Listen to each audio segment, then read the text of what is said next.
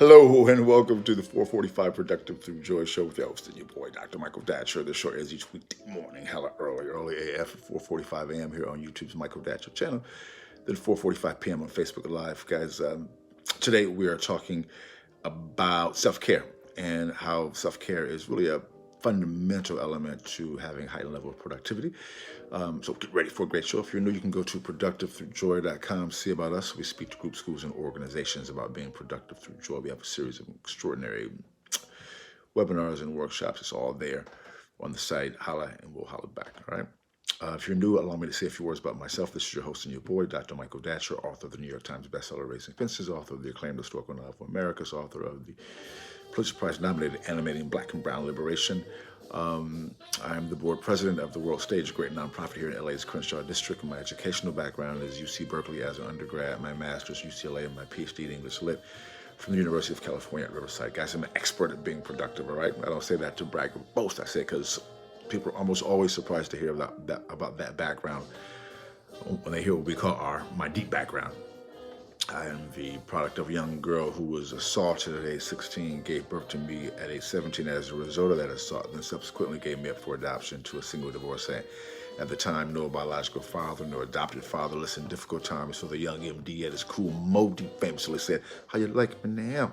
Right? And if I can be this productive and be so through joy, we know many people can in their own way, which really inspires this show because I know it's not where you're from. It's where you're about to go. So thanks for joining me today. Let's dive into the topic. We're talking about self-care, and point one is that you want to make self-care a lifestyle. Meaning that ritualize and do things every day that are going to undergird yourself, because life is challenging for everybody, and life is going to keep on being challenging. Not that we can't overcome it, not that certain challenges aren't good for us. That's just what it is.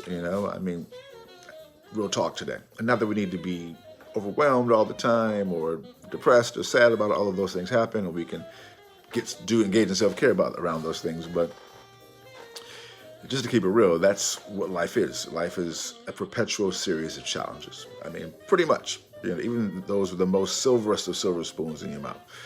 So point two then is you want to, as you acknowledge that fact, you want to not just engage in ritual, or self-care ritual, but do it in a way that is not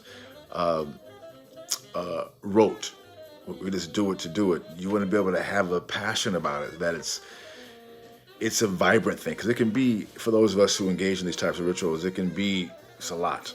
I engage in quite a few of them early in the morning. It can be super challenging, not just to get kind of stuck in a rote type thing. And so we have to constantly renew that what I call the first love about these rituals, which are completely serving us in so many ways, which goes right into point three. Self-care can't be an excuse not to go all in or not to be courageous. At times, you think, oh, I can't take that chance. I'm engaging in self-care. I may fail, No, self-care is about doing your best by supporting yourself, but also not allowing that to be an excuse to take risk and to take chances. Although we need to be smart about it, obviously, but you have to, in my experience, take a risk to be your highest self and be productive. So and that's the rub. You have to find that middle ground, which at times is not always clear. But as one engages in self-care, in my experience, one is better able to make decisions because you're more intuitive.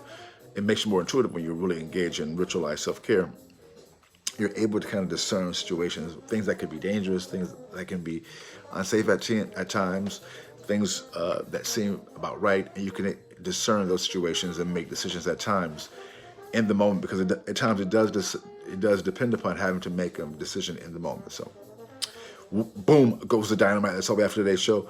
We'll see you when? We'll see you this afternoon at 4:45 p.m. Until then, let's talk about it and be about it. Deuces, I'm out.